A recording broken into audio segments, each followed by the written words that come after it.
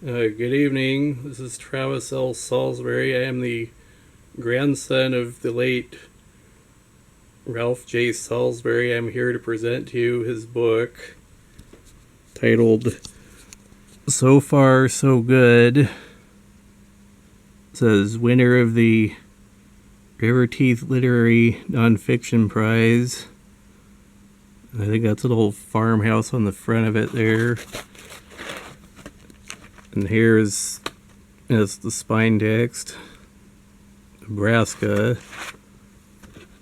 And anyways, I've only read about half this book. I sadly I loaned out my old copy about 4 years ago and never got it back, and been too broke until now to get a new one. So, but anyways, it's about life and hardship in the Midwest, I guess, in the Great Depression days. A lot of people went through that as being dirt poor and having next to nothing in the wintertime. That must have been hard. So, and having no plumbing and no electricity and outhouses and all that stuff. So really, us modern day folks got it easy by comparison. So I'll just read to you off the back cover here. It says, Ralph Salisbury's So Far So Good will take its place beside Scott Momaday's The Names and Joy Harjo's Crazy Brave as a major addition to the ever-growing genre of contemporary Native American autobiography. Gary Hobson, author of Plain of Jars and Other Stories. A Native American, a vanishing American, Ralph Salisbury writes of a vanishing life, but in this brave and startling memoir is the life of a poet warrior that will never be forgotten. Patty Dan, author of Mermaids. Bullet shattered glass clatters onto his baby bed. He wakes and cries out into darkness. Does he remember this?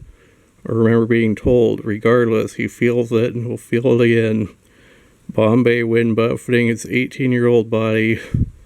Mile above an old volcano's jagged debris, and yet again, photos of Korean orphans huddled homeless in a blizzard after a bombing in which, at 25, he'd refused an order to join. It is through such prisms of the past that Ralph Salisbury's life unfolds. A life that 80 years in the making is also the life of the 20th century.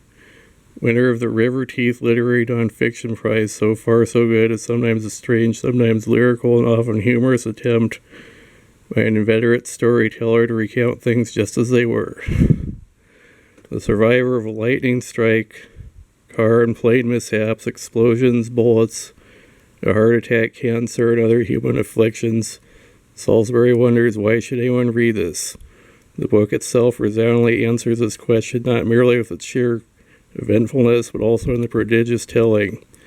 Salisbury takes us from abject poverty in a rural Iowa town during the Great Depression with a half-Cherokee father and Irish-American mother, through war and peace and protest, the freedom and the solace of university life, and it is in the end so far so good.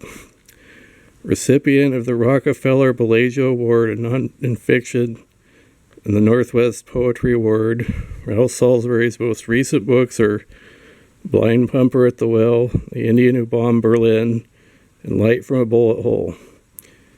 Salisbury's 13 books evoke his Cherokee, Shawnee, Irish, English, American heritage, and then the University of Nebraska Press, Lincoln, Nebraska, and there's blah, blah, blah, nebraskapress.edu. So anyways, I'm signing off now. I'm all tuckered out. See you next video.